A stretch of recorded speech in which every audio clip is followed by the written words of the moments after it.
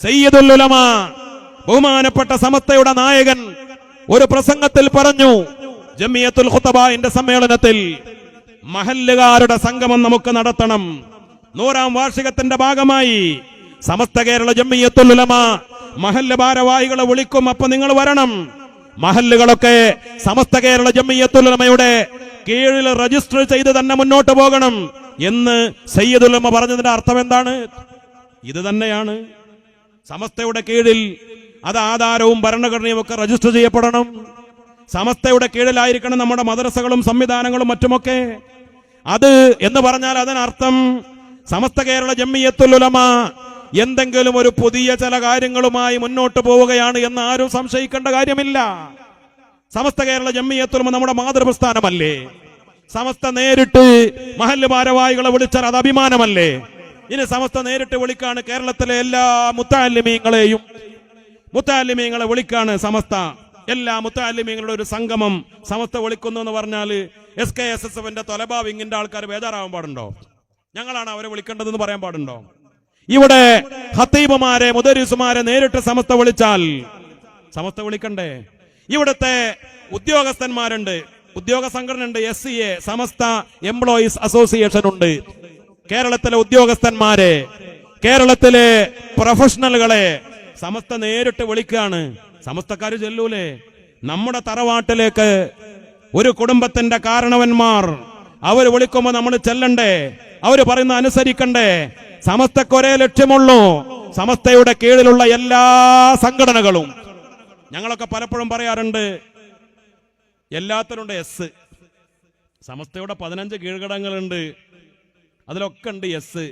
സമസ്ത കേരള ഇസ്ലാമത വിദ്യാഭ്യാസ ബോർഡ്, സമസ്ത കേരള ജമിയത്തുൽ മുഅല്ലിമീൻ, സമസ്ത കേരള ജമിയത്തുൽ മുദരിസീൻ, സമസ്ത കേരള ജമിയത്തുൽ ഖുതബാ, സുന്നി യുവജന സംഘം, സുന്നി മഹല്ല് ഫെഡറേഷൻ, സമസ്ത കേരള സുന്നി വിദ്യാർത്ഥി ഫെഡറേഷൻ, അങ്ങനെ SBV വരെ എല്ലാത്തിലും ഉണ്ട്. ചിലതിൽ 2 S, ചിലതിൽ 1 S. ഈ 2 S ഒന്ന് സമസ്തയാണ്, ഒന്ന് സുന്നിയാണ്. എന്താ അതിനർത്ഥം? സമസ്തയുടെ സകല കീഴ്ഘടകങ്ങളും 100% സുന്നികളാവണം, സമസ്ത പറയുന്ന സുന്നികളാവണം. ഇവരൊക്കെ 100% സമസ്തക്കാരാവണം, സമസ്തയുടെ കീഴിൽ എന്ന് പറയുമ്പോ അഭിമാനം കൊള്ളുന്നവരാവണം. നമ്മുടെ ഈ മദ്രസകളും മഹല്ലുകളും സ്ഥാപനങ്ങളും ഒക്കെ സമസ്തയുടെ കീഴിലുണ്ടാവണം. അപ്പോഴല്ലേ ഈ ഭദ്രത, ഈ ഒരു അച്ചടക്കം, ഈ ഒരു ഇസ്സത്തുമായി നമുക്ക് മുന്നോട്ട് പോകാൻ കഴിയാ. അത് നമുക്ക് അഭിമാനമല്ലേ ഉള്ളൂ? ബഹുമാനപ്പെട്ട സമസ്ത കേരള ജമിയത്തുൽ ഉലമയുടെ കീഴിലാണ്, ഈ ത്രിവർണ്ണ പതാകയുടെ ചുവട്ടിലാണ് നമ്മളൊക്കെ എന്നതിലാണ് നമ്മൾ അഭിമാനം കൊള്ളേണ്ടത്. സുബ്ഹാനല്ലാഹ്. സഹോദരങ്ങളെ, സഹോദരിമാരെ, ഇതിനാണ് നമ്മൾ സമസ്തക്കാരായത്. നമ്മൾ നാരിയത്ത് സ്വലാത്ത് ചൊല്ലുന്നവരല്ലേ? ആരാണ് വഹാബികൾ? ആരാണ് മൗദൂദികൾ? സ്വലാത്തുൻ നാരിയ, നരകത്തിലേക്കുള്ള സ്വലാത്താണെന്ന് പറയുന്നവരാണവർ. നാരിയത്ത് സ്വലാത്ത് ചൊല്ലുന്നത് ശിർക്കാണെന്ന് പറയുന്നവരാണവർ. നമ്മൾ മക്ക മുശ്രിക്കുകളെക്കാൾ കടുത്ത മുശ്രിക്കീങ്ങളാണ് ഇതുവരെ പറഞ്ഞിരുന്നത്. സമസ്തക്കാര് മക്ക മുശ്രിക്കുകളെക്കാൾ കടുത്ത മുശ്രിക്കുകളാണ്. ഇപ്പൊ വഹാബികൾ പറയുന്നത് എന്താ? ആദം നബി അലൈഹിസ്സലാം മുതൽ എല്ലാ കുഫാറുകളുടെ കുഫ്രിയത്തിനേക്കാൾ, എല്ലാ മുശ്രിക്കുകളുടെ ശിർക്കിനേക്കാൾ അത് ഫിർഔന്റെ കാലത്ത്, ഹാമാന്റെയും നമ്രൂദിന്റെയും കാലത്ത്, അത് നൂഹ് നബി അലൈഹിസ്സലാമിന്റെ കാലത്ത് എല്ലാ കാഫിരീങ്ങളുടെ കുഫാറിന്റെ കുഫ്രിയത്ത്, എല്ലാ മുശ്രിക്കുകളുടെ ശിർക്ക്, അതിനേക്കാളൊക്കെ കടുത്ത ശിർക്കും കുഫറും അത് പ്രചരിപ്പിക്കുന്നവരും അതുമായി ജീവിക്കുന്നവരുമാണ് സമസ്തക്കാരെന്ന് പറയുന്നത്. മുജാഹിദ് വിഭാഗങ്ങളാണ്, ഇവിടത്തെ വഹാബികളാണ്, ഇവിടത്തെ സലഫികളാണ്. അവരോട് തോളത്ത് കൈയിടാൻ യഥാർത്ഥ സമസ്തക്കാർക്ക് കുറച്ച് വേദനയുണ്ടാകും, അവരോടൊപ്പം നിൽക്കാൻ കുറച്ച് പ്രയാസമുണ്ടാകും. അതുകൊണ്ടാണ് അവരോട്, ബിദ്അത്തുകാരോട് നോ കോംപ്രമൈസ് എന്ന് യഥാർത്ഥ സമസ്തക്കാർ ആവേശത്തോടെ പറഞ്ഞുകൊണ്ടിരിക്കുന്നത്. അതിനാണ് ആദർശം പറയുന്നത്, അതിനാണ് ആദർശ വിശുദ്ധിയുടെ നൂറ്റാണ്ടുകളുടെ കഥ പറയുന്നത്. അത് പറയുമ്പോ ചില ആളുകൾ വന്നിങ്ങനെ ഭയപ്പെടുത്തും, ഇത് ഇന്ത്യയാണ്, ഇവിടെ 100,000 വിഷയങ്ങളാണ്, അപ്പോഴാ നിങ്ങൾക്കൊരു ആദർശം. നിങ്ങൾക്ക് ഇപ്പോഴും കാലം തിരിഞ്ഞിട്ടില്ല, ലോക വിവരല്ല. ഇപ്പോഴും നിങ്ങൾക്ക് തറാവീന്റെ റകഅത്തിന്റെ എണ്ണവും ഖുതുബയുടെ ഭാഷയും സ്ത്രീ ജമാഅത്തും ഇതൊക്കെ ഇപ്പൊ നിങ്ങളെ വലിയ വേവലാതി പ്രശ്നം. എന്തുകൊണ്ട് സഹോദരങ്ങളെ, ഉപ്പമാരെ, ഉമ്മമാരെ, ഇന്ന് രാവിലെ സുബഹി ജമാഅത്തിന് ചാഴിയോട്ട പള്ളിയിൽ വന്ന് നമ്മുടെ ഉസ്താദ് അബ്ദുൽ അസീസ് ദാരിമിയുടെ നേതൃത്വത്തിൽ സുബഹി നിസ്കരിച്ചപ്പോ നിങ്ങൾ ഖുനൂത്ത് ഓതിയോ? ഉസ്താദ് അല്ലാഹുമ്മ ഹ്ദിനാ ഫീമൻ ഹദൈത് എന്ന് കൈ ഉയർത്തി പറഞ്ഞപ്പോ നിങ്ങൾ ആമീൻ ചൊല്ലിയോ? ആ നിസ്കാരം കഴിഞ്ഞപ്പോ നിങ്ങൾ കൂട്ടപ്രാർത്ഥന നടത്തിയോ? ഇപ്പൊ നമ്മൾ ഇശാ നിസ്കരിച്ചപ്പോ ഉസ്താദിന്റെ പിന്നിൽ നിന്ന് നിസ്കരിച്ചു, നിസ്കാരം കഴിഞ്ഞ് ദുആ ചെയ്തു, നമ്മൾ ആമീൻ പറഞ്ഞു. ഈ രണ്ട് കാര്യത്തെക്കുറിച്ച് കേരളത്തിലെ വഹാബികളുടെ നിലപാടെന്താണ്? ചിന്തിക്കണം. വ്യഭിചാരത്തെക്കാൾ പറയണം നമ്മൾ എവിടെ നിൽക്കണം. എന്തുകൊണ്ടാണ് സമസ്തക്കാർക്ക് ഈ ആദർശം പറയുമ്പോൾ ഇത്ര കണിശത? ഈ ഒരു വഹാബി മുജാഹിദ് ബാലുശ്ശേരി എന്ന പേരുള്ള വഹാബി പറയുന്നത് എന്താണ്? അത് തന്നെയല്ലേ വഹാബികളുടെ ആശയം? അവര് പറയുന്നത് എന്താ? വ്യഭിചാരത്തെക്കാൾ വലിയ രണ്ട് തിന്മ, കള്ളുകുടിയേക്കാൾ വലിയ രണ്ട് തിന്മ, മോഷണത്തെക്കാൾ വലിയ രണ്ട് തിന്മ, കൊലപാതകത്തെക്കാൾ വലിയ രണ്ട് തിന്മയാണ് സുബഹിക്ക് ഖുനൂത്ത് ഓതുന്നത്, സുബഹിക്കും 5 വഖത്തിനും കൂട്ടപ്രാർത്ഥന നടത്തുന്നത് എന്ന് പറയുന്ന ഈ വഹാബികളോട്, അവരോടൊപ്പം ചേരാൻ എന്തിന്റെ പേരിലാണെങ്കിലും ഒരു തരിമ്പ് ഈമാനുള്ള ആളുകൾക്ക് അതിന് കഴിയുമോ? അവിടെയാണ് വിഷയം. ആദർശപരമായി, ദീനീപരമായി, മതപരമായി അവരോട് അകലം പാലിക്കണം. ബിദ്അത്ത് എന്നത് ഏറ്റവും വലിയ അപകടമാണ്. ഇത് പറയാനല്ലേ സമസ്ത വന്നത്? നമ്മളൊരു കാര്യം മനസ്സിലാക്കണം. ഇന്ന് ചില ആളുകളുടെ താല്പര്യം എന്താ? സമസ്തക്കാരെ മജ്ലിസ് നൂർ നടത്തിയാൽ മതി, സമസ്തക്കാരെ ഹദ്ദാദ് ചൊല്ലിയാൽ മതി, സമസ്തക്കാര് മൗലിദ് ഓതിയാൽ മതി, മദ്രസ നടത്തിയാൽ മതി, പരമാവധി പോയാൽ അവിടെ കുട്ടികൾക്ക് ഇൽമ പഠിപ്പിച്ച് ശമ്പളം വാങ്ങിയാൽ മതി, ബാക്കിയൊക്കെ ഞങ്ങൾ പറയുന്നത് കേട്ട് നടന്നാൽ മതി എന്ന് പറയുന്ന സമസ്തയെ കൊച്ചാക്കുന്ന സമസ്തയുടെ നേതാക്കളെ കേവലം ലോകം തിരിയാത്ത മൊല്ലമാരായി കണക്കാക്കുന്ന ചില ആളുകൾ മനസ്സിലാക്കണം. സമസ്ത കേരള ജംഇയ്യത്തുൽ ഉലമ എന്നത് നമ്മുടെ ആത്മീയ പ്രസ്ഥാനമാണ്, ഈ സമുദായത്തിന്റെ പ്രസ്ഥാനമാണ്, ഈ ഉമ്മത്തിന്റെ നാനാ കാര്യങ്ങളിൽ ഇടപെടുന്ന നമ്മുടെ പ്രതീക്ഷയുള്ള ഒരു മഹത്തായ പ്രസ്ഥാനമാണ്. അതിന്റെ ഏറ്റവും പരമമായ പ്രധാനപ്പെട്ട ലക്ഷ്യം എന്ന് പറയുന്നത് നമ്മുടെ ഈമാനിനെ സംരക്ഷിക്കലാണ്. അതെന്തേ മനസ്സിലാക്കാത്തത്? നിങ്ങൾ ചിന്തിച്ചു നോക്ക്. ഇന്ന് 100 കൊല്ലമായി സമസ്ത കേരളക്കരയിൽ പ്രവർത്തിക്കാൻ തുടങ്ങിയിട്ട് വഹാബികൾക്ക് എന്തേ ചെയ്യാൻ കഴിഞ്ഞത്? ഇവിടെ മൗദൂദികൾക്ക് എന്തേ ചെയ്യാൻ കഴിഞ്ഞ്? ഈ ചാഴിയോട് ഉസ്താദുമാരൊക്കെ പറഞ്ഞ് ഇവിടെ വഹാബി ഇല്ല, മൗദൂദി ഇല്ല, സമസ്തയല്ലാത്ത ഒന്നും ഇവിടെ ഇല്ല എന്ന് പറഞ്ഞു. അൽഹംദുലില്ലാ. അതിനെന്തേ കാരണം? ഇവിടെ നമ്മുടെ മുൻഗാമികളായ ഉലമാഇന്റെ ഇടപെടലല്ലേ. ഈ പള്ളിയിൽ ബഹുമാനപ്പെട്ട മാമ്പുഴ സൈദാലി ഉസ്താദ്, അള്ളാഹു ദീർഘായുസ് പ്രദാനം ചെയ്യട്ടെ, അവരെ ഇവിടെ ചെറിയ പള്ളിയായിരിക്കുമ്പോ ദർസ് തുടങ്ങിയ കഥ നേരത്തെ ബഹുമാനപ്പെട്ട ഉസ്താദ് ഞങ്ങളോട് പറഞ്ഞു. ആ ഉസ്താദുമാരുടെ വഴിയിൽ, സമസ്തയുടെ ഉലമാക്കളുടെ വഴിയിൽ, ശൈഖുന KT മാന മുസ്ലിയാരുടെ വഴിയിൽ, കുഞ്ഞാണി ഉസ്താദിന്റെ വഴിയിൽ, ബഹുമാനപ്പെട്ട ശൈഖുന KK ഉസ്താദിന്റെ വഴിയിൽ, ബഹുമാനപ്പെട്ട നാട്ടിക ഉസ്താദിന്റെ വഴിയിൽ, ഇങ്ങനെ ഈ കിഴക്കനേറനാട് ഭാഗത്ത് കഴിഞ്ഞു പോയ നമ്മുടെ മഹാന്മാരായ മുൻഗാമികളുടെ വഴിയിൽ ഒറ്റക്കെട്ടായി അടിയുറച്ചു നിന്നപ്പോ നമ്മളൊക്കെ സമസ്തക്കാരായി.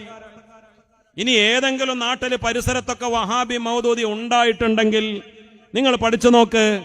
അവർക്ക് ഈ ഉമ്മത്തിന്റെ കൽബിലേക്ക് ഇറങ്ങി വരാൻ കഴിഞ്ഞോ?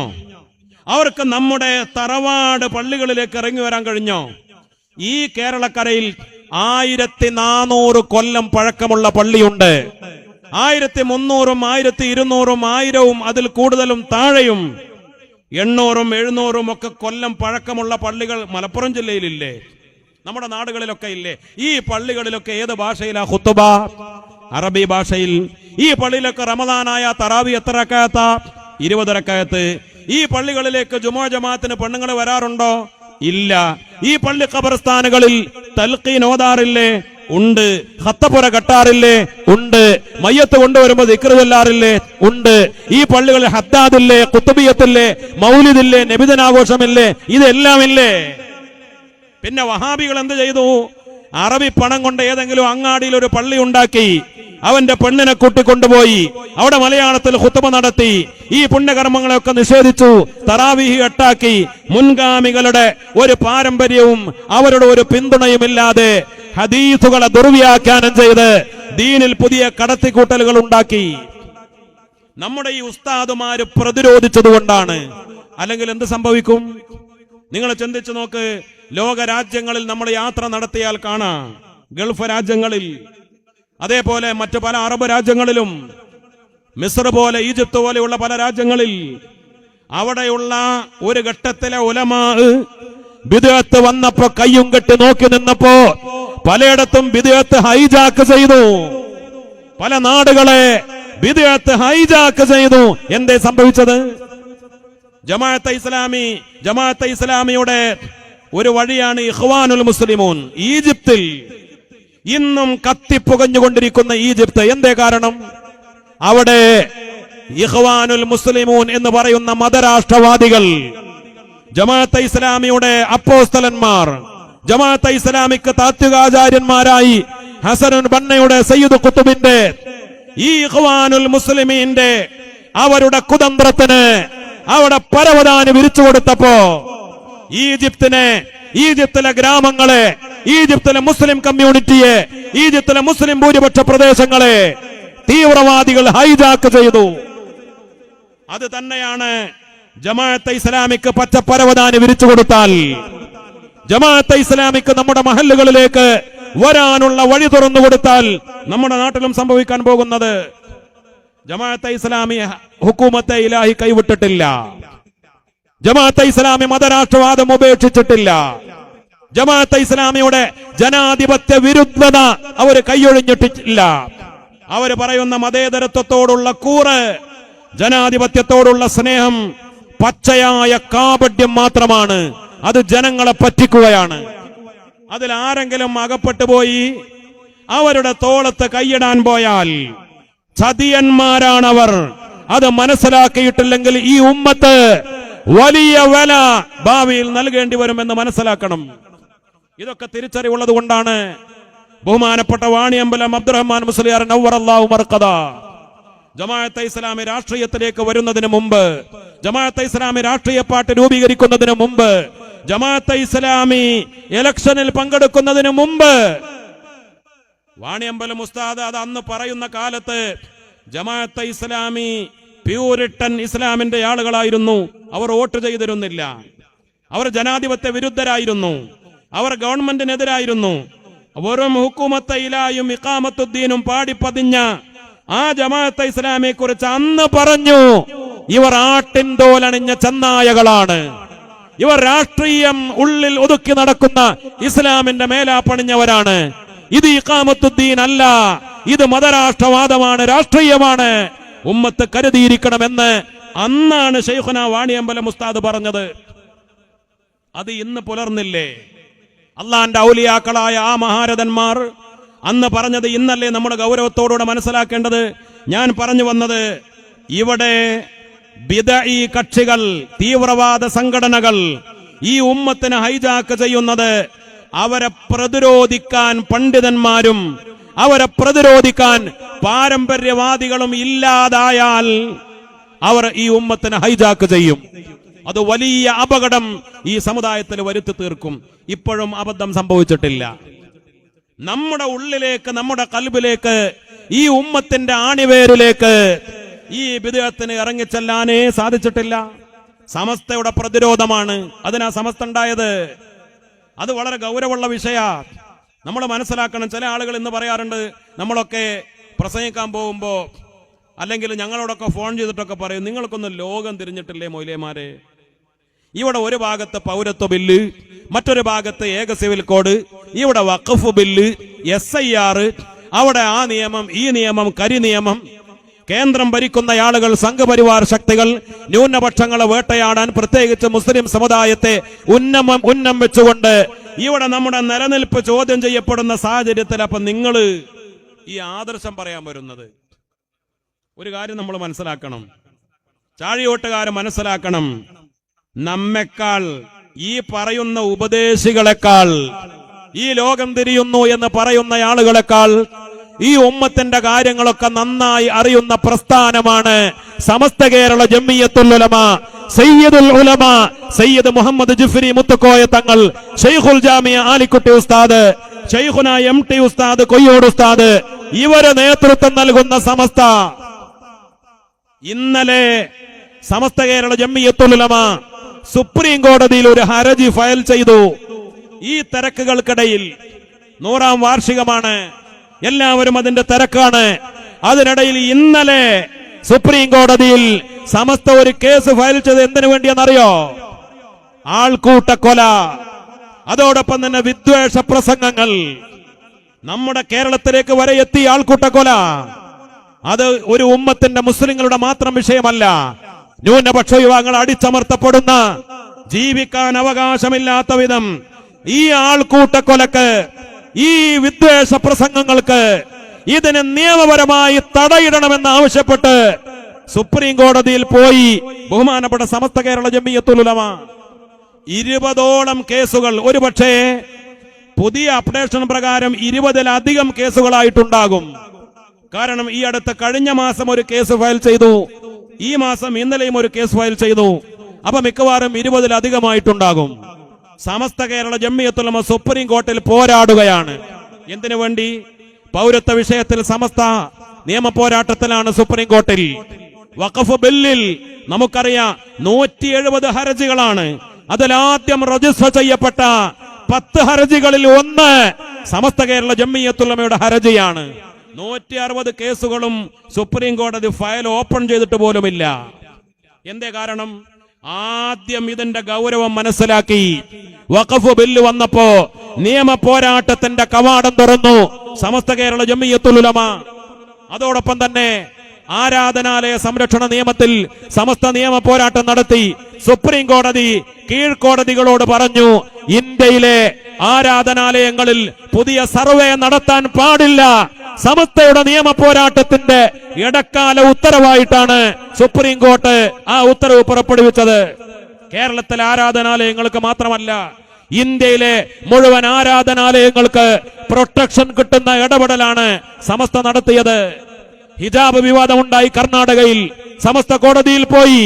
സുപ്രീം കോടതി കർണാടക ഹൈക്കോടതിയുടെ വിധിയെ മരവിപ്പിച്ചു. സമസ്തയുടെ ഇടപെടലായിരുന്നു കാരണം.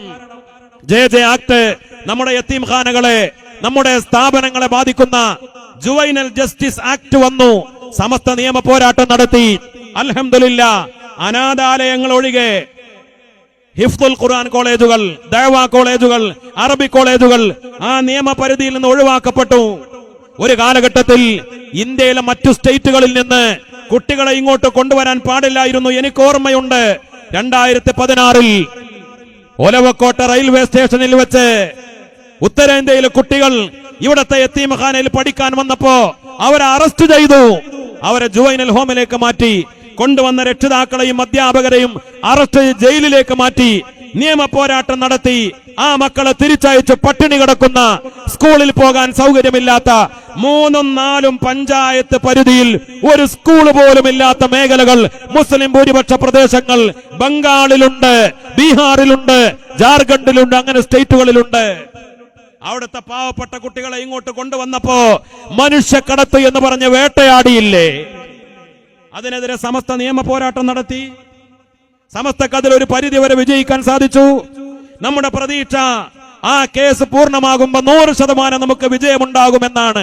അല്ലാഹു റബ്ബുൽ ഇസ്സത്ത് തൗഫീഖ് നൽകി അനുഗ്രഹിക്കട്ടെ. ഇത് ഞാൻ പറയാൻ കാരണം എന്താ? സമസ്തയുടെ ഉസ്താദുമാർക്ക് ഇതിനൊക്കെ നല്ല ബോധമുണ്ട്. നിങ്ങൾ അങ്ങനെ ചെറുതായി കാണണ്ട. സമസ്ത എന്ന് പറഞ്ഞാല് ഒന്നും തിരിയാത്ത കുറെ മൊയ്ലിയമാരാണ് എന്ന് മനസ്സിലാക്കണ്ട. സമസ്ത കേരള ജംഇയ്യത്തുൽ ഉലമ ഈ ഉമ്മത്ത് പ്രതീക്ഷ അർപ്പിച്ച ഒരു പ്രസ്ഥാനമാണ്. കാരണം സമസ്ത പ്രവർത്തിക്കുന്നത് മലപ്പുറം ജില്ലയിൽ മാത്രമല്ല, കേരളത്തിൽ മാത്രമല്ല. സമസ്ത പ്രവർത്തിക്കുന്നത് കർണാടകയിൽ, തമിഴ്നാട്ടിൽ, ലക്ഷദ്വീപിൽ, അന്തമാനിൽ, മറ്റുള്ള സ്റ്റേറ്റുകളിൽ. നിങ്ങളതൊക്കെ മനസ്സിലാക്കണം.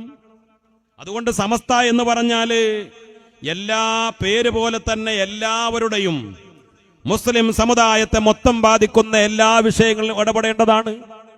മറ്റു പല സംഘടനകൾക്കും ഒരു സ്വാധീനവുമില്ലാത്ത മേഖലകളിലും സമസ്ത സജീവമാണ്. അതിനാണ് ഞാൻ ലക്ഷദ്വീപ് ഉദാഹരണം പറഞ്ഞത്, അതിനാണ് ഞാൻ അന്തമാൻ ഉദാഹരണം പറഞ്ഞത്, അതിനാണ് കർണാടക സ്റ്റേറ്റ് പറഞ്ഞത്. കർണാടക സ്റ്റേറ്റിൽ 700-ലധികം വരുന്ന മദ്രസകളുണ്ട് സമസ്തയുടെ. നമ്മുടെ മദ്രസ പോലെ 700-ലധികം മദ്രസ.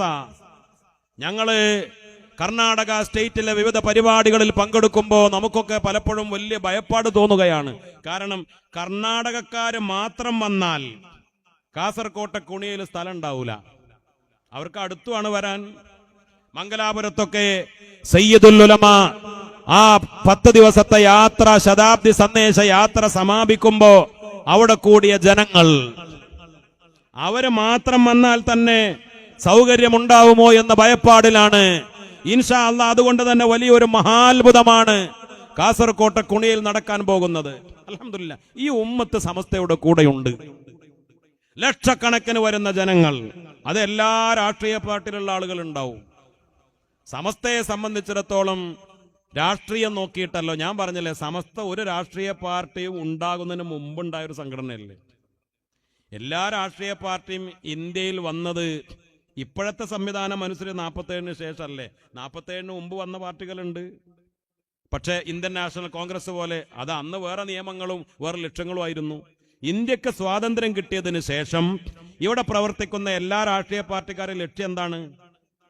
ഈ രാജ്യത്ത് അധികാരം കിട്ടണം. അത് പഞ്ചായത്ത് മുതൽ, അത് ജില്ലാ പഞ്ചായത്ത് മുതൽ, അത് നിയമസഭ മുതൽ, കേന്ദ്രത്തിലെ ലോക്സഭ, രാജ്യസഭ, ഓരോ ഭരണക്കസേര കിട്ടുക എന്നതാണല്ലോ രാഷ്ട്രീയ പാർട്ടികളുടെ ലക്ഷ്യം. അതിന് പല തരത്തിലുള്ള രാഷ്ട്രീയ പാർട്ടികൾ 1947-ന് ശേഷം ഇന്ത്യ രാജ്യത്ത് വന്നു. അതിലൊക്കെ പ്രവർത്തിക്കുന്ന മതവിരുദ്ധമല്ലാത്ത, നമ്മുടെ നിലപാട് അത്രയല്ലേ ഉള്ളൂ, ദീനീ വിരുദ്ധമല്ലാത്ത, നമുക്കുള്ള സമസ്തയുടെ ഭരണഘടനയിലും സമസ്ത 4 തവണ രാഷ്ട്രീയപരമായ തീരുമാനങ്ങൾ എടുത്തിട്ടുണ്ട്. സമസ്തയുടെ ഭരണഘടനയും സമസ്തയുടെ കഴിഞ്ഞുപോയ കാലഘട്ടത്തിലെ ഈ 100 കൊല്ലത്തെ മുഷാവറകളുടെ തീരുമാനങ്ങളൊക്കെ പരിശോധിച്ചാൽ നമുക്ക് ബോധ്യപ്പെടുന്ന ഒരു കാര്യം അതാണ്. ഈ 4 തീരുമാനത്തിലും എഴുതി വെച്ചത് എന്താണ്? സമസ്തക്ക് ഏതെങ്കിലും ഒരു രാഷ്ട്രീയ പാർട്ടിയോട് പ്രത്യേക അടുപ്പമല്ല അകലമല്ല. അങ്ങനെ തന്നെയല്ലേ ഒരു മതസംഘടന ചെയ്യേണ്ടത്? പ്രത്യേകിച്ച് ഇന്ത്യക്ക് സ്വാതന്ത്ര്യം കിട്ടുന്നതിന് മുമ്പ് രൂപീകരിക്കപ്പെട്ട ഒരു സംഘടന, ഒരു മതസംഘടന, അങ്ങനെ തന്നെയല്ലേ പറയേണ്ടത്? വേറെ ഏതെങ്കിലും രാഷ്ട്രീയ പാർട്ടി പ്രവർത്തിക്കുന്നവർ ഇങ്ങോട്ട് വരണ്ടെന്ന് സമസ്തക്ക് പറയാൻ കഴിയോ? ശൈഖുനാ സൈനുൽ ഉലമ, ശൈഖുനാ ചെറുശ്ശേരി ഉസ്താദ് മഹാനവറുകൾ പറഞ്ഞു. അദ്ദേഹത്തിന്റെ ശൈഖുനയുടെ പ്രസംഗം യൂട്യൂബിലൊക്കെ ഇപ്പോഴും ലഭ്യമാണല്ലോ. സമസ്തയുടെ ജനറൽ സെക്രട്ടറി പദവിയിൽ ഇരിക്കുന്ന കാലത്ത്, ശംസുൽ ഉലമ വഫാത്തായതിനു ശേഷം സമസ്തയുടെ ജനറൽ സെക്രട്ടറി സമസ്തയുടെ നിലപാട് അന്ന് കൃത്യമായി പറഞ്ഞതെന്താണ്? സമസ്തയുടെ പ്രവർത്തകർ, സമസ്തയുടെ കീഴിലുള്ള മഹല്ലുകളും മദ്രസകളും സ്ഥാപനങ്ങളും ഒക്കെ നടത്തുന്നവർ, അതിന്റെ കമ്മിറ്റിക്കാരായ ആളുകൾ, സമസ്തയുടെ കീഴ്ഘടകത്തിൽ പ്രവർത്തിക്കുന്ന ആളുകൾ സമസ്തക്കാർ.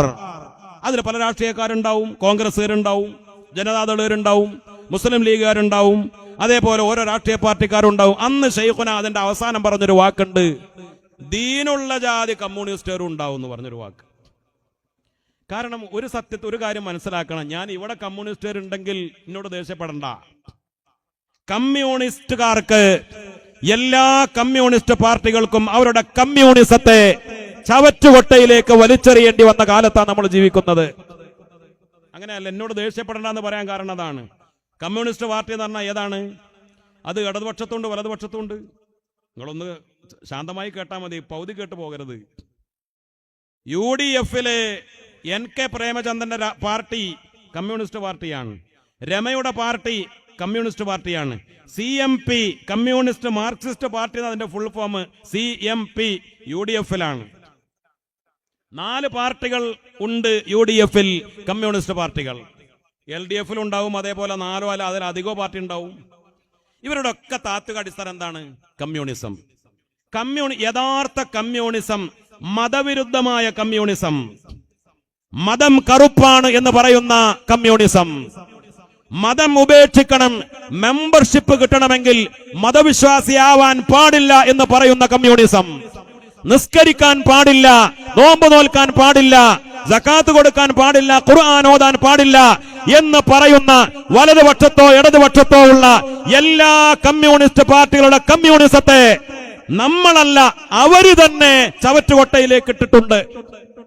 അമ്പലത്തിലേക്ക് പോകാൻ പാടില്ല എന്ന് പറയുന്ന കമ്മ്യൂണിസം, ചർച്ചിലേക്ക് പോകാൻ പാടില്ല എന്ന് പറയുന്ന കമ്മ്യൂണിസം അവർക്ക് പിടിച്ചു നിൽക്കാൻ കഴിയോ? അത് കാലഹരണപ്പെട്ടുപോയി. പിന്നെ ഇന്ത്യയിലെ തെരഞ്ഞെടുപ്പിൽ വിജയിക്കണം എന്ന രൂപത്തിൽ പ്രവർത്തിക്കുന്ന രാഷ്ട്രീയ പാർട്ടികൾക്ക് പല ചിന്താഗതികൾ ഉണ്ടാകും. ഇനി ഇവരല്ലാത്ത കമ്മ്യൂണിസ്റ്റുകാരല്ലാത്ത രാഷ്ട്രീയ പാർട്ടികളിലും മതവിരുദ്ധരായ ആളുകൾ ഉണ്ടാകും. അത് നമുക്കറിയാലോ. നിസ്കരിക്കാത്ത ആളുകളുണ്ട്, നമ്മെ കൊച്ചാക്കുന്ന കളിയാക്കുന്ന ആളുകളുണ്ട്. ഞാനത് തുറന്നു പറയാൻ കാരണം എന്താണെന്നറിയോ? ചിലതൊക്കെ നമുക്ക് ഞാൻ ഇന്നലെ SKSSFന്റെ പാലക്കാട് ജില്ലയിലെ ഒരു യാത്രയുടെ സമാപനത്തിൽ പ്രസംഗിച്ചു. എന്റെ തൊട്ടു മുമ്പ് ഈ പഞ്ചായത്ത് തെരഞ്ഞെടുപ്പിൽ പാലക്കാട് ജില്ലയിൽ ഒരു നഗരസഭാ ചെയർമാനായി തെരഞ്ഞെടുക്കപ്പെട്ട ഒരു കോൺഗ്രസ്സുകാരനാ പ്രസംഗിച്ചത്. അയാൾ പറഞ്ഞു, മതം മതം മതം എന്ന് പറഞ്ഞു നടക്കുന്ന കാലമൊക്കെ കഴിഞ്ഞുപോയി. നമ്മൾ മനുഷ്യൻ മനുഷ്യൻ എന്ന് പറഞ്ഞു നടക്കേണ്ട കാലമാണ്. അങ്ങനെ ഒരു കാലം ഉണ്ടായിരുന്നു. എല്ലാം മതം മതം മതവിരുദ്ധമായി. ഇസ്ലാമിനെതിരെയല്ല, മൊത്തം മതത്തിനെതിരെയാണ് അദ്ദേഹത്തിന്റെ പ്രസംഗം. മതത്തെ വലിച്ചെറിയണം. എവിടെ വന്നിട്ടാ പ്രസംഗിക്കുന്നത്? SKSFന്റെ വേദിയിൽ. മതത്തെ മാറ്റിവെക്കണം, എന്നിട്ട് മനുഷ്യത്വം, മാനവികത, നമ്മളൊക്കെ മനുഷ്യന്മാരാവണം. ഉടനെ ഞാൻ അതിന് ശക്തമായി മറുപടി പറഞ്ഞു. നമ്മൾ മറുപടി പറയണ്ടേ? മതല്ലെങ്കിൽ നമ്മളൊക്കെ ഈ ഡ്രസ്സ് ധരിച്ച് നടക്കണം. നമ്മൾ മാത്രമല്ല, മതമില്ലാത്ത ആളുകൾ പോലും ഔറത്ത് മറിച്ച് നടക്കുന്നവരാ. അത് അമേരിക്കയിലാണെങ്കിലും ഉള്ള ചെറിയ ഔറത്തെങ്കിലും അവർ മറക്കും. മനുഷ്യൻ ഔറത്ത് മറക്കണം എന്നത് മതപരമായ നിയമമല്ലേ? മതമില്ലാത്ത രാജ്യങ്ങളിൽ പോലും മനുഷ്യൻ കാത്തു സൂക്ഷിക്കുന്ന ചില മൂല്യങ്ങൾ, നാണം മറക്കണം എന്ന മൂല്യം, നമുക്ക് ചില ബാധ്യതകളുണ്ട്, മാതാപിതാക്കളെ ബഹുമാനിക്കണം എന്ന മൂല്യം, ഇതാര് പഠിപ്പിച്ചതാണ്? ഇതിന്റെ ഒക്കെ നാരായ വേര് ധാർമ്മിക മൂല്യങ്ങളുടെ, കടപ്പാടുകളുടെ, സാമൂഹ്യ മര്യാദകളുടെ ആണിവേര് പരിശോധിച്ചാൽ ഇത് യുക്തിവാദികൾ ഉണ്ടാക്കിയ നിയമമല്ല. ഇതൊക്കെ മതനിയമങ്ങളാണ്. ആദം നബി അലൈഹിസ്സലാം ആദ്യത്തെ നബിയായിരുന്നു. മനുഷ്യർക്കിടയിൽ ഈ മൂല്യങ്ങളൊക്കെ നിലനിൽക്കുന്നത് മതമുണ്ടായതുകൊണ്ടാണ്. മതത്തെക്കുറിച്ച് പഠിക്കാത്തത് കൊണ്ടാണ് മതവിരോധികളായി ചില ആളുകൾ മാറുന്നത്. അത് എല്ലാ മേഖലയിലുണ്ട്. മതവിരോധികൾ, അവർക്ക് മതം എന്താണെന്ന് അറിയാത്തത് കൊണ്ടാണ്. ഞാൻ പറഞ്ഞു വന്നത്, കമ്മ്യൂണിസ്റ്റുകാരുടെ കമ്മ്യൂണിസം എന്ന് പറയുന്ന പരിപ്പ് അത് വേവാത്തത് കൊണ്ട് അവർക്ക് വലിച്ചെറിയേണ്ടി വന്നു. അതല്ലേ അതിന്റെ യാഥാർത്ഥ്യം? എന്റെ ജില്ല പാലക്കാട് ജില്ലയാണ്. എന്റെ ജില്ലയിലൊക്കെ ധാരാളം മഹല്ല് ഭാരവാഹികള് വിവിധ കമ്മ്യൂണിസ്റ്റ് പാർട്ടിക്കാരുണ്ട്. അങ്ങനെ മനസ്സിലാക്കിയാൽ മതി. അത് UDF വരാവും, LDF വരാവും. കമ്മ്യൂണിസ്റ്റ് പാർട്ടികളിൽ പ്രവർത്തിക്കുന്ന ആളുകൾ, മഹല്ല് ഭാരവാഹികളുണ്ട്, തഹജ്ജുദ് നിസ്കരിക്കുന്നവരുണ്ട്, നമ്മെക്കാൾ കൂടുതൽ ഇബാദത്ത് ചെയ്യുന്ന ആളുകളുണ്ട്, നല്ല മുത്തഖീങ്ങളായ ആളുകളുണ്ട്. എന്തൊക്കെ ചില കാര്യങ്ങളിൽ അവര് ആ രാഷ്ട്രീയ പാർട്ടിയിൽ പെട്ടുപോയി എന്ന് മാത്രം. അതവിടെ നിൽക്കട്ടെ. സമസ്തയെ സംബന്ധിച്ചിടത്തോളം ഇത്രയേ ഉള്ളൂ. സമസ്തക്ക്, സുന്നത്ത് ജമാഅത്തിന്, ദീനിന്, മതത്തിന്, എല്ലാ മതങ്ങൾക്കും മതമൂല്യങ്ങൾക്കും, ഇന്ത്യയുടെ ജനാധിപത്യത്തിന്, ഇന്ത്യയുടെ മതേതരത്വത്തിന്, അതിനൊക്കെ ഗുണം കിട്ടുന്ന, അല്ലെങ്കിൽ നമുക്ക് ദീനീ വിരുദ്ധമല്ലാത്ത ഏത് രാഷ്ട്രീയ പാർട്ടിയിലും SKSSFകാർക്കോ സമസ്തക്കോ പ്രവർത്തിക്കുന്നതിന് വിരോധമില്ല. അതങ്ങനെ വിട്ടാ പോരെ? നമ്മൾ പല സംഘടനയിലും ഉണ്ടാവും. വ്യാപാരി വ്യവസായി ഏകോപന സമിതിയിലുണ്ടാവും. അതേ അങ്ങാടിയിലെ വ്യാപാരികൾ തന്നെ ചിലപ്പോൾ വേറെ വ്യാപാരി വ്യവസായി അല്ലാത്ത പലയിടത്തൊക്കെ അതിന് പാരയായി ഉണ്ടാക്കിയ വേറെ ചില സംഘടനകൾ ഉണ്ടാവും. അല്ലേ? വ്യാപാരികളുടെ വേറെയും ചില പാര സംഘടനകളൊക്കെ ഉണ്ടാവും. 2 ഗ്രൂപ്പ് ഉണ്ടാവും ചിലപ്പോൾ ഒരു അങ്ങാടിയിൽ. 2 കൂട്ടരും സമസ്തക്കാരായിരിക്കും. നമുക്കിപ്പോ വ്യാപാരി വ്യവസായിയുടെ കൂടെ മാത്രം നിൽക്കാൻ പറ്റുമോ? പൊതുരംഗത്ത് നമ്മള് കാർഷിക രംഗത്ത് പ്രവർത്തിക്കുന്ന ആളുകൾക്ക് സംഘടന ഉണ്ടാവും. അതേപോലെ ജീവകാരുണ്യ പ്രവർത്തന രംഗത്ത് പ്രവർത്തിക്കുന്ന പല പെയിൻ ആൻഡ് പാലിയേറ്റീവ് സംഘടനകളൊക്കെ ഉണ്ടാവും. അവർ രോഗികളെ സഹായിക്കാനും മറ്റൊക്കെ അത് പല സംഘടന, ആ സംഘടനക്ക് പാരയായ വേറെ ഒരു പെയിൻ ആൻഡ് പാലിയേറ്റീവ് ഒക്കെ ഉണ്ടാവും. നമുക്ക് ഏതെങ്കിലും ഒന്നിന്റെ കൂടെ കൂടാൻ പറ്റുമോ? നല്ല കാര്യങ്ങളല്ലേ, ആർക്കും കൂടെ. സമസ്തക്കാർക്ക് അതിലും പ്രവർത്തിക്കാം, വ്യാപാരി വ്യവസായത്തിലും പ്രവർത്തിക്കാം. ദീനി വിരുദ്ധ അത്രയേ ഉള്ളൂ. നമ്മൾ ആ മൈൻഡിൽ വിട്ടാൽ മതി. അത് ആ ഒരു നിലക്ക് നമ്മളൊക്കെ സമസ്തക്കാരാവുക. സമസ്തയെ സ്നേഹിക്കുന്ന ആളുകൾ സമസ്തക്കാരാവുക. സമസ്തക്കാരാവുന്നതിന്റെ ലക്ഷ്യം എന്താണ്? ഇവിടെ നമ്മുടെയൊക്കെ മഹല്ലുകൾ നിങ്ങൾ ചിന്തിച്ചു നോക്ക്. സമസ്ത ഉണ്ടായതിനു ശേഷം ഒരു പുതുതായി വന്ന മഹല്ല്, ചിലപ്പോൾ 300 കൊല്ലം 400 കൊല്ലം പഴക്കമുള്ള മഹല്ലില് ആധാരത്തിലോ അടിയാധാരത്തിലൊന്നും സമസ്തയുടെ പേരുണ്ടാവൂല. സമസ്ത രൂപീകരിക്കപ്പെട്ടതിനു ശേഷം രൂപീകരിക്കപ്പെട്ട മഹല്ലുകളുടെ ആധാരങ്ങളും അടിയാധാരവും ഒക്കെ പരിശോധിച്ചാൽ പലപ്പോഴും കാണാം കോഴിക്കോട് ഫ്രാൻസിസ് റോഡ് ആസ്ഥാനമായി പ്രവർത്തിക്കുന്ന S1 നമ്പറായി രജിസ്റ്റർ ചെയ്യപ്പെട്ട, ചിലപ്പോ പേരുണ്ടാവും, കോയക്കുട്ടി ഉസ്താദ് പ്രസിഡന്റും ചെറുശ്ശേരി ഉസ്താദും ജനറൽ സെക്രട്ടറിയുമായ, കണ്ണിയത്ത് ഉസ്താദ് പ്രസിഡന്റും ഷംസുലുമ ജനറൽ സെക്രട്ടറിയുമായ സമസ്ത കേരള ജംഇയ്യത്തുൽ ഉലമയുടെ ആശയാദർശം അനുസരിച്ച് നാലാലൊരു മദ്ഹബ്, ഷാഫി, ഹനഫി, ഹംബലി, മാലിക്കി, വിശ്വാസപരമായി മാതുരീദി അല്ലെങ്കിൽ അശ്അരി, ഈ വഴിയിലായിരിക്കണം ഈ മഹല്ല് മുന്നോട്ട് പോകേണ്ടത് എന്ന് നമ്മുടെ മഹല്ലുകളുടെ, നമ്മുടെ മദ്രസകളുടെ ആധാരങ്ങളിൽ അടിയാധാരങ്ങളിൽ എഴുതി വച്ചിട്ടുണ്ട്. നമ്മുടെ മഹല്ലുകളുടെ മദ്രസകളുടെ സൊസൈറ്റി ആക്ട് പ്രകാരം രജിസ്റ്റർ ചെയ്യപ്പെട്ട ഭരണഘടനകളിലുണ്ട്, നമ്മുടെ സ്ഥാപനങ്ങളുടെ ഭരണഘടനകളിലുണ്ട്. അതല്ലേ യാഥാർത്ഥ്യം? അതല്ലേ നമ്മുടെ അറബി കോളേജുകളും നമ്മുടെ സ്ഥാപനങ്ങളും ഒക്കെ അങ്ങനെ തന്നെ എഴുതി വെച്ചിട്ടുള്ളത്. അത് എഴുതി വെക്കുമ്പോൾ നമുക്ക് അഭിമാനമാണ്. സമസ്തയുടെ കീഴിലാവണം. എന്തെങ്കിലും അഭിപ്രായ വ്യത്യാസം വന്നാൽ സമസ്തയുടെ മുഷാവറയാണ് അതിന് അന്തിമ തീർപ്പ് കൽപ്പിക്കുക. ഈ സംവിധാനം, ഈ സ്വത്ത് അന്യാധീനപ്പെട്ടു പോവുകയാണെങ്കിൽ ഇത് മുഴുവനും സമസ്തയിലേക്ക് ചെന്ന് ചേരും. ഇതല്ലേ 10,000-കണക്കിന് സ്ഥാവര ജംഗമ വസ്തുക്കളുടെ ആധാരത്തിലും ഭരണഘടനയിലും എഴുതി വെച്ചിട്ടുള്ളത്. സയ്യിദുൽ ഉലമ, ബഹുമാനപ്പെട്ട സമസ്തയുടെ നായകൻ, ഒരു പ്രസംഗത്തിൽ പറഞ്ഞു, ജംഇയ്യത്തുൽ ഖുതബാന്റെ സമ്മേളനത്തിൽ മഹല്ലുകാരുടെ സംഗമം നമുക്ക് നടത്തണം. 100ാം വാർഷികത്തിന്റെ ഭാഗമായി സമസ്ത കേരള ജംഇയ്യത്തുൽ ഉലമ മഹല്ല് ഭാരവാഹികളെ വിളിക്കും, അപ്പൊ നിങ്ങൾ വരണം. മഹല്ലുകളൊക്കെ സമസ്ത കേരള ജംഇയ്യത്തുൽ ഉലമയുടെ കീഴിൽ രജിസ്റ്റർ ചെയ്ത് തന്നെ മുന്നോട്ട് പോകണം എന്ന് സയ്യിദുൽ ഉലമ പറഞ്ഞതിന്റെ അർത്ഥം എന്താണ്? ഇത് തന്നെയാണ്. സമസ്തയുടെ കീഴിൽ അത് ആധാരവും ഭരണഘടനയും ഒക്കെ രജിസ്റ്റർ ചെയ്യപ്പെടണം. സമസ്തയുടെ കീഴിലായിരിക്കണം നമ്മുടെ മദ്രസകളും സംവിധാനങ്ങളും മറ്റുമൊക്കെ. അത് എന്ന് പറഞ്ഞാൽ അതിനർത്ഥം സമസ്ത കേരള ജംഇയ്യത്തുൽ ഉലമ എന്തെങ്കിലും ഒരു പുതിയ ചില കാര്യങ്ങളുമായി മുന്നോട്ട് പോവുകയാണ് എന്ന് ആരും സംശയിക്കേണ്ട കാര്യമില്ല. സമസ്ത കേരള ജംഇയ്യത്തുൽ ഉലമ നമ്മുടെ മാതൃപ്രസ്ഥാനമല്ലേ? സമസ്ത നേരിട്ട് മഹല്ല് ഭാരവാഹികളെ വിളിച്ചാൽ അത് അഭിമാനമല്ലേ? ഇനി സമസ്ത നേരിട്ട് വിളിക്കാണ് കേരളത്തിലെ എല്ലാ മുത്തഅല്ലിമീങ്ങളെ വിളിക്കാണ് സമസ്ത. എല്ലാ മുത്തഅല്ലിമീങ്ങളുടെ ഒരു സംഗമം സമസ്ത വിളിക്കുന്നു എന്ന് പറഞ്ഞാൽ SKSSFന്റെ തൊലബാ വിങ്ങിന്റെ ആൾക്കാർ ബേജാറാവാൻ പാടുണ്ടോ? ഞങ്ങളാണ് അവരെ വിളിക്കേണ്ടതെന്ന് പറയാൻ പാടുണ്ടോ? ഇവിടെ ഖത്തീബുമാരെ, മുദരിസുമാരെ നേരിട്ട് സമസ്ത വിളിച്ചാൽ സമസ്ത വിളിക്കണ്ടേ? ഇവിടുത്തെ ഉദ്യോഗസ്ഥന്മാരുണ്ട്, ഉദ്യോഗ സംഘടന ഉണ്ട്, SCA, സമസ്ത എംപ്ലോയീസ് അസോസിയേഷൻ ഉണ്ട്. കേരളത്തിലെ ഉദ്യോഗസ്ഥന്മാരെ, കേരളത്തിലെ പ്രൊഫഷണലുകളെ സമസ്ത നേരിട്ട് വിളിക്കുകയാണ്. സമസ്തക്കാര് ചെല്ലൂലേ? നമ്മുടെ തറവാട്ടിലേക്ക് ഒരു കുടുംബത്തിന്റെ കാരണവന്മാർ അവർ വിളിക്കുമ്പോ നമ്മൾ ചെല്ലണ്ടേ? അവര് പറയുന്ന അനുസരിക്കണ്ടേ? സമസ്തക്ക് ഒരേ ലക്ഷ്യമുള്ളൂ, സമസ്തയുടെ കീഴിലുള്ള എല്ലാ സംഘടനകളും. ഞങ്ങളൊക്കെ പലപ്പോഴും പറയാറുണ്ട്, എല്ലാത്തിലുണ്ട് S. സമസ്തയുടെ 15 കീഴ്ഘടകങ്ങളുണ്ട്, അതിലൊക്കെ ഉണ്ട് S. സമസ്ത കേരള ഇസ്ലാമത വിദ്യാഭ്യാസ ബോർഡ്, സമസ്ത കേരള ജംഇയ്യത്തുൽ മുഅല്ലിമീൻ, സമസ്ത കേരള ജംഇയ്യത്തുൽ മുദരിസീൻ, സമസ്ത കേരള ജംഇയ്യത്തുൽ ഖുതബാ, സുന്നി യുവജന സംഘം, സുന്നി മഹല്ല് ഫെഡറേഷൻ, സമസ്ത കേരള സുന്നി വിദ്യാർത്ഥി ഫെഡറേഷൻ, അങ്ങനെ SBV വരെ എല്ലാത്തിലും ഉണ്ട്. ചിലതിൽ 2 S, ചിലതിൽ 1 S. ഈ 2 S-ഉം ഒന്ന് സമസ്തയാണ്, ഒന്ന് സുന്നിയാണ്. എന്താ അതിനർത്ഥം? സമസ്തയുടെ സകല കീഴ്ഘടകങ്ങളും 100% സുന്നികളാവണം, സമസ്ത പറയുന്ന സുന്നികളാവണം. ഇവരൊക്കെ 100% സമസ്തക്കാരാവണം. സമസ്തയുടെ കീഴിൽ എന്ന് പറയുമ്പോ അഭിമാനം കൊള്ളുന്നവരാവണം. നമ്മുടെ ഈ മദ്രസകളും മഹല്ലുകളും സ്ഥാപനങ്ങളും ഒക്കെ സമസ്തയുടെ കീഴിലുണ്ടാവണം. അപ്പോഴല്ലേ ഈ ഭദ്രത, ഈ ഒരു അച്ചടക്കം, ഈ ഒരു ഇസ്സത്തുമായി നമുക്ക് മുന്നോട്ട് പോകാൻ കഴിയാം. അത് നമുക്ക് അഭിമാനമല്ലേ ഉള്ളൂ?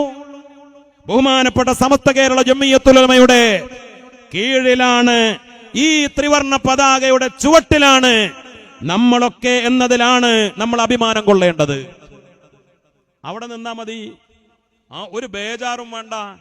എന്തെങ്കിലുമൊക്കെ നമ്മുടെ ഉസ്താദുമാരൊരു നിലപാട് പറയുമ്പോൾ എന്തിനാ ബേജാറാകുന്നത്? സമസ്ത കേരള ജംഇയ്യത്തുൽ ഉലമ പറഞ്ഞു, ഇൻഷാ അല്ലാഹ് 100ാം വാർഷികത്തിന്റെ ഭാഗമായി 15 പദ്ധതികൾ പ്രഖ്യാപിച്ചു. 15 പദ്ധതികൾ. ആ 15 പദ്ധതികളിൽ ഒന്ന് എന്താണ്? 10,000 ദായിമാരെ ഇൻഷാ അല്ലാഹ് ഈ സമ്മേളനത്തിന്റെ ഭാഗമായി പുറത്തിറക്കുകയാണ്. ഞാനിതൊക്കെ പറയാൻ കാരണം, ചില ആളുകൾ ഉപദേശവുമായിട്ട് വരികയാണ്. ചില ആളുകൾ പറയാണ്, ഇപ്പോ ഈ മുജാഹിദ്, ജമാഅത്ത്, തബ്ലീഗ് അതൊന്നും ഇപ്പോഴത്തെ ട്രെൻഡല്ല. ഇപ്പൊ നമ്മൾ യുക്തിവാദികൾക്കെതിരെ പറയേണ്ടത്, അതാണ് ഇപ്പോഴത്തെ വലിയ ട്രെൻഡ്, അതാണ് ബേജാറാവേണ്ടത്. മുസ്ലിങ്ങളൊക്കെ കൂടെ യുക്തിവാദികളാവർ. എന്താ ഈ പറയുന്നത് കൂട്ടരെ? ചാഴിയോട്ട് മഹല്ലുകാരോട് ഞാൻ ചോദിക്കാണ്, ഇവിടെയോ ഈ കാളികാവ് പഞ്ചായത്തിലോ നിങ്ങളുടെ താലൂക്കിലോ ഈ മലപ്പുറം ജില്ലയിലോ എത്ര ആളുകളാണ് യുക്തിവാദത്തിലേക്ക് പോയത്? ഈ എ ജബ്ബാറിന്റെ ആളുകളായത്, ഈ രവിചന്ദ്രന്റെ ആളുകളായത്, ഈ ജാമിദ ടീച്ചറുടെ ആളുകളായത്? ഇപ്പോ ഒരു 4-5 കൊല്ലമായിട്ടല്ലേ ഈ സോഷ്യൽ മീഡിയ കൈയടക്കി ഇവര് കുറെ ഈ മാലപ്പടക്കം പൊട്ടിക്കാൻ തുടങ്ങിയത്? ഈ യുക്തിവാദികൾ, സ്വതന്ത്ര ചിന്തകർ, എത്ര ആളെ അവർക്ക് കിട്ടിയത്? എന്നാൽ ഈ 5 കൊല്ലത്തിനിടയില് ഇവിടെ വഹാബിസം കൊണ്ട് യാതൊരു പ്രയാസം ഉണ്ടായിട്ടില്ലേ? ജമാഅത്തെ ഇസ്ലാമി കൊണ്ട് യാതൊരു ദുരന്തവും ഉണ്ടായിട്ടില്ലേ? തബ്ലീഗ് ജമാഅത്തുകാരും കള്ളത്തൊരീക്കത്തുകാരും ഈ ഉമ്മത്തിനെ നശിപ്പിക്കാൻ ശ്രമിച്ചിട്ടില്ലേ? അതൊക്കെ ഔട്ട് ഓഫ് ഫാഷൻ ആണ്. ഫാഷന്റെ കൂടെ പോവുകയാണോ നമ്മൾ വേണ്ടത്? ഒരു കാര്യം മനസ്സിലാക്കണം, സത്യത്തിൽ ഒന്നുമല്ല. ഈ സോഷ്യൽ മീഡിയ മാത്രം ഇങ്ങനെ തോണ്ടി മാന്തിയിരിക്കുന്ന ആളുകൾക്ക് അത് വലിയ കാര്യമായി തോന്നാം. ഈ എ ജബ്ബാരും രവിചന്ദ്രനും നാസർ മാവൂരാനും ജാമിദ ടീച്ചറും ഒക്കെ ഇപ്പൊ പറഞ്ഞുകൊണ്ടിരിക്കുന്ന വിദണ്ഡവാദങ്ങളെക്കാൾ കഴിഞ്ഞ പതിറ്റാണ്ടുകളിൽ കേരളക്കരയില് എണ്ണം പറഞ്ഞ യുക്തിവാദികൾ കഴിഞ്ഞു പോയിട്ടുണ്ട്. എടമറുകിനെ പോലെയൊക്കെയുള്ള യുക്തിവാദികള്. അവരൊക്കെ യുക്തിവാദികളുടെ കൂട്ടത്തില് ആൺകുട്ടികളായിരുന്നു, അതും വേണല്ലോ പറയാ. ഇവറ്റങ്ങൾക്ക് എന്താ അറിയാ? ഈ രവിചന്ദ്രനും ഈ എ ജബ്ബാറിനും ഈ ജാമിദ ടീച്ചർക്കൊക്കെ എന്താ അറിയാ?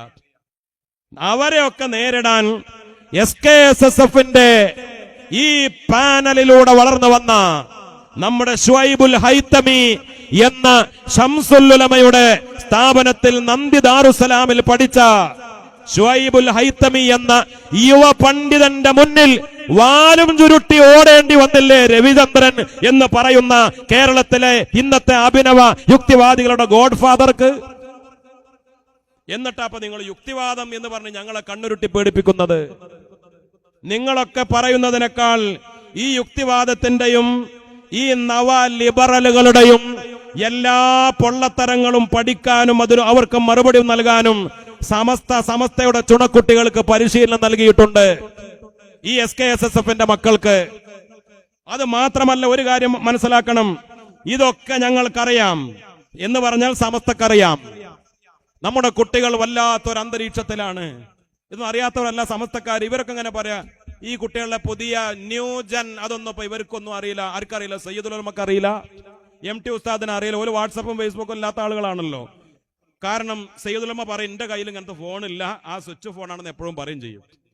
അപ്പൊ ഇവരൊക്കെ ധാരണ ഈ ലോകമൊന്നും തിരിയാത്ത കുറെ ആളുകളെ ഇവരെന്നാ. ലോകം തിരിയുന്നവർ ഇവരാ. കാരണം ഇവിടെ 16 വയസ്സായ ഒരു പെൺകുട്ടിയെ സമപ്രായക്കാരനായ ഒരു ചെറുക്കൻ നമ്മുടെ പരിസരത്ത് തന്നെ ക്രൂരമായി ബലാത്സംഗം ചെയ്ത് കൊന്നതൊന്നും ഇവരാരും അറിയണില്ല. മിനിഞ്ഞാന്ന് കോഴിക്കോട്ടെ കടപ്പുറത്ത് കഞ്ചാവ് ഉണക്കാനിട്ട് ഒരുത്ത് ഉറങ്ങിക്കിടന്നു. നേരം വെളുത്തപ്പോ പോലീസും ചിലരും ഒന്ന് പൊക്കിക്കൊണ്ടുപോയി. ഇതൊന്നും ഈ ഉസ്താദുമാരെ അറിയണില്ല. അവര് ഈ MDMA എന്താന്ന് അവർക്ക് അതിന്റെ ഫുൾ ഫോം അറിയില്ല. ഈ തമ്മാടിത്തരങ്ങളൊന്നും ലോകത്ത് നടക്കുന്ന അവർക്കൊന്നും അറിയൂല എന്നാണ് ഈ സാധുക്കളുടെ ധാരണ. ബഹുമാനപ്പെട്ട പാണക്കാട് സയ്യിദ് സാബിഖ് അലി ശിഹാബ് തങ്ങൾ നമ്മുടെ ഈ മഹത്തായ സമ്മേളനത്തിലേക്ക് കടന്നു വരികയാണ്. അൽഹംദുലില്ലാഹ്. ഇൻഷാ അല്ലാഹ് ഞാൻ കൂടുതൽ നീട്ടൂല. ബഹുമാനപ്പെട്ട സയ്യിദ് സാബിഖ് അലി ശിഹാബ് തങ്ങൾ അൽഹംദുലില്ലാഹ് സമസ്ത കേരള ജംഇയ്യത്തുൽ ഉലമയുടെ 100ാം വാർഷികത്തെ സംബന്ധിച്ചിടത്തോളം ചരിത്രത്തിൽ എഴുതപ്പെടുന്ന വ്യക്തിത്വങ്ങളിൽ ഒരാളാണ്. അള്ളാഹു നൽകുന്ന ഒരു തൗഫീഖാണത്. പടച്ച റബ്ബ് ദീർഘായുസ്സ് പ്രദാനം ചെയ്യട്ടെ.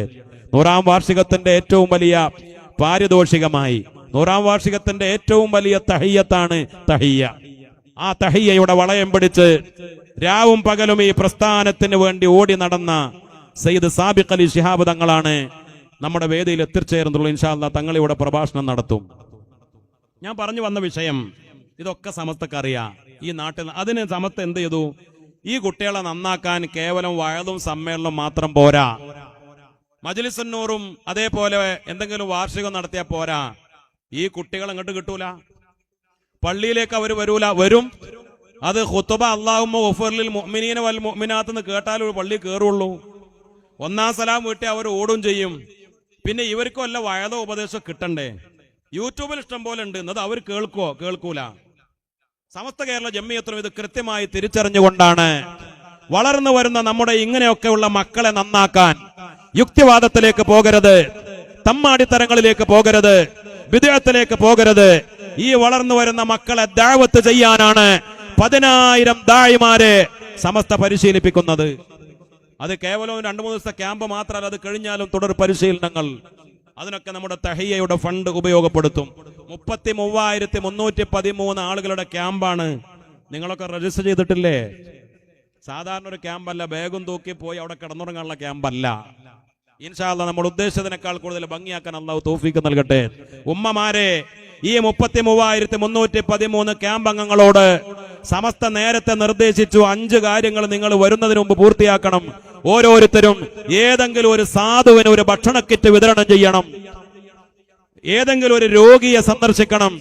ഒരു സ്വതക്ക നൽകുക ഫേസ്ബുക്കിൽ ഇടാനല്ല, ഫോട്ടോ എടുക്കാനല്ല. സ്വതക്ക ചെയ്യുമ്പോഴുള്ള നിയത്തുകളൊക്കെ പാലിച്ച് അവരുടെ ലീഡർമാർ ആ നിർദ്ദേശം നൽകി ഒരു ഭക്ഷണ കിറ്റ്, അത് 100 രൂപയുടെ അല്ലെങ്കിൽ 500 രൂപയുടെ, എത്രയാ കഴിയുക 1000 രൂപയുടെ. ഒരാളിത് കേട്ടപ്പോ പറഞ്ഞു ഞാൻ 100 കിറ്റാ കൊടുക്കുന്നത് എന്ന്. അൽഹംദുലില്ലാ. അതോടൊപ്പം രോഗികളെ എങ്ങനെ സന്ദർശിക്കണം, ഇതൊക്കെ കഴിഞ്ഞിട്ട് വേണം അങ്ങോട്ട് വരാൻ. അവിടെ വന്ന് ഈ 33,313 ആളുകൾ തഹജ്ജുദ് നിസ്കരിക്കും, ഹദ്ദാദ് ചൊല്ലും.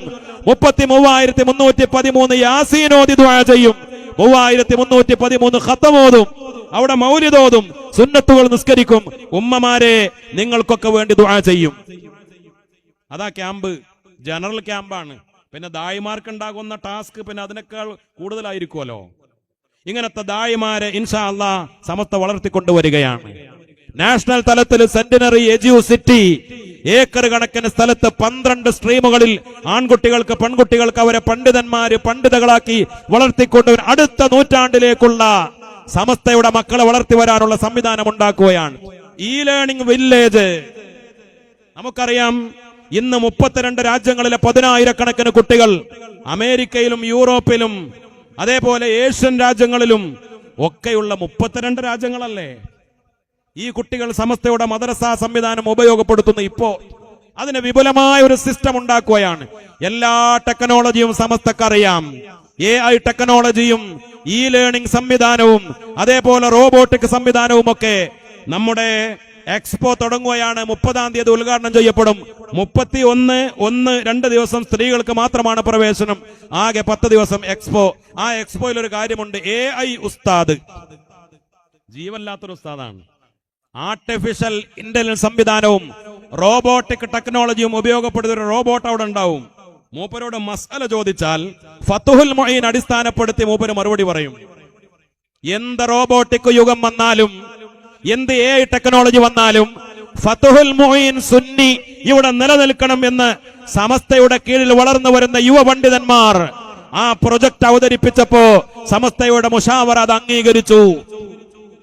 ബഹിരാകാശത്ത് മനുഷ്യൻ താമസിക്കാൻ തുടങ്ങിയാലും ഇൻഷാ അല്ലാഹ് അവിടെ പോയിട്ടും നമുക്ക് മജ്ലിസുന്നൂറും ഹദ്ദാദും നടത്തണം. അന്നും ഈ സുന്നി, ഈ സമസ്തക്കാർ ഇവിടെ ഉണ്ടാവണം. അവിടെ സമസ്തയുടെ ഈ പതാക നമുക്ക് ഉയർത്തിക്കെട്ടണം. എന്ത് ടെക്നോളജി വികസിച്ചാലും ദീൻ വിടാത്ത, സുന്നത്ത് ജമാഅത്ത് വിടാത്ത, ആത്മീയതയിൽ കലക്ക് വെള്ളം ചേർക്കാത്ത, ആദർശത്തിൽ കലപ്പ് വരുത്താത്ത സ്വഹാബത്തിന്റെ മഹാന്മാരുടെ മുൻഗാമികളുടെ ആദർശം മുറുകെ പിടിച്ച ഒരു ഉമ്മത്ത് ഇവിടെ നിലനിൽക്കണം. അതാ നമ്മുടെ ലക്ഷ്യം. ഞാൻ അവസാനിപ്പിക്കട്ടെ. ഒരേ ഒരു ലക്ഷ്യമേ നമുക്കുള്ളൂ, നമുക്ക് ഈമാനോടുകൂടെ മരണപ്പെടണം. കഴിഞ്ഞ സമസ്തയുടെ 90-ാം വാർഷികത്തിൽ നമ്മുടെയൊക്കെ കരളിൽ തറച്ച, ഹൃദയസ്പർക്കുള്ള കണ്ണുനീരൊലിപ്പിച്ച ഒരു പ്രാർത്ഥന നമ്മൾ കേട്ടിരുന്നു. അതിന് ആമീൻ പറഞ്ഞു ശൈഖുനാ വാവാട് കുഞ്ഞിക്കോയ ഉസ്താദ്, അല്ലാഹു ദറജ ഉയർത്തി കൊടുക്കട്ടെ. വഫാത്തിന്റെ തൊട്ട് മുമ്പ് നിമിഷങ്ങൾ, ആ കഴിഞ്ഞ മിനിറ്റുകളിൽ റളീനാ ബില്ലാഹി റബ്ബാ വബിൽ ഇസ്ലാമി ദീനാ വബിമുഹമ്മദിൻ നബിയ്യൻ വറസൂലാ ആവർത്തിച്ച് ചൊല്ലുകയാണ് വാവാട് ഉസ്താദ്. സൂറത്ത് യാസീനിലെ അവസാനത്തെ ആയത്ത് വഇലൈഹി തുർജഊൻ എന്ന അവസാനിക്കുന്ന ആയത്ത് ആവർത്തിച്ച് ഓതിക്കൊണ്ടിരിക്കുകയാണ്. അവസാനത്തെ ശ്വാസത്തിൽ ലാ ഇലാഹ ഇല്ലല്ലാഹ് ഉറക്കെ ചൊല്ലി കണ്ണടച്ചു ശൈഖുനാ വാവാട് ഉസ്താദ്, ബഹുമാനപ്പെട്ട ഹമീദ് ഫൈദി ഉസ്താദിന്റെ ഉപ്പ. ഓ കുട്ടി മുസ്ലിയാർ നവ്വറല്ലാഹു മർഖദ ഹാഫിളായിരുന്നു. ഹിഫ്ദുൽ ഖുർആൻ കോളേജിൽ പോയി ഖുർആൻ മനപ്പാഠമാക്കിയതല്ല, ഖുർആൻ ഓതി ഓതി ഓതി ഹാഫിളായി. ആയപ്പോഴാ മൂപ്പര് മനസ്സിലാക്കിയത് ഞാൻ ഇപ്പൊ ഹാഫിളായി. ഞാൻ ഹാഫിൾ ആവണം എന്ന് വിചാരിച്ചിട്ട് ഓതിയതല്ല, ഓതി ഓതി ഹാഫിളായി. ആശുപത്രി കിടക്കയിൽ കിടക്കുമ്പോഴും വീട്ടിൽ വിശ്രമിക്കുമ്പോഴും മരണശയ്യയിലും ഖുർആൻ ഓതുകയാണ്. കഴിഞ്ഞ ഖത്തം പിന്നെ പുതിയ ഖത്തം തുടങ്ങും, ഓതിക്കൊണ്ടിരിക്കും. ആ ഖത്തം തീർത്തുകൊണ്ടിരിക്കുന്നതിനിടയിൽ സക്കറാത്തിന്റെ അന്ത്യനിമിഷങ്ങളെത്തിയപ്പോ യാ അഫൂവ് യാ അഫൂവ് യാ അഫൂവ് യാ അല്ലാഹ് യാ അല്ലാഹ് യാ അല്ലാഹ് ലാ ഇലാഹ ഇല്ലല്ലാഹ് ഇത് ഉറക്കെ പറഞ്ഞുകൊണ്ടാണ് മരണപ്പെട്ടത് എന്ന് മക്കളും കുടുംബങ്ങളും സാക്ഷി പറയുകയാണ്. ശംസുൽ ഉലമയുടെ വഫാത്തിനെ കുറിച്ച് നമ്മൾ പറയാറില്ലേ? കണ്ണിയത്ത് ഉസ്താദിന്റെ വഫാത്തിനെ കുറിച്ച് പറയാറില്ലേ? സുബ്ഹാനല്ലാഹ്, ഇത് തന്നെയല്ലേ അവസാനം നമ്മുടെ UM ഉസ്താദ് വരെയുള്ളവരുടെ കഥ പറയാനുള്ളത്? ഇത് തന്നെയല്ലേ നമുക്ക് ഓരോരുത്തരെ കുറിച്ച് പറയാനുള്ളത്? അതുകൊണ്ട് മറ്റുള്ള എല്ലാ ചിന്തകളും മാറ്റിവെച്ച് നമ്മളും അടുത്ത തലമുറയും വരാൻ പോകുന്ന മക്കളും നമ്മൾ സുന്നികളാവണം, നമ്മൾ മൗലിദ് ഓതുന്നവരാവണം, ഹദ്ദാദ് ചൊല്ലുന്നവരാവണം, നമ്മൾ ഇബാദത്തുകളൊക്കെ നടത്തിക്കൊണ്ടുപോകുന്നവരാവണം, നമ്മൾ സമസ്തക്കാരാവണം. സമസ്ത നമ്മുടെ ആത്മീയ വഴിയാണ്. സമസ്തക്കപ്പുറം ഒരു കള്ളത്തൊരീക്കത്തിന്റെയും വഴി നമുക്ക് ഈമാൻ രക്ഷപ്പെടുത്താൻ വേണ്ട.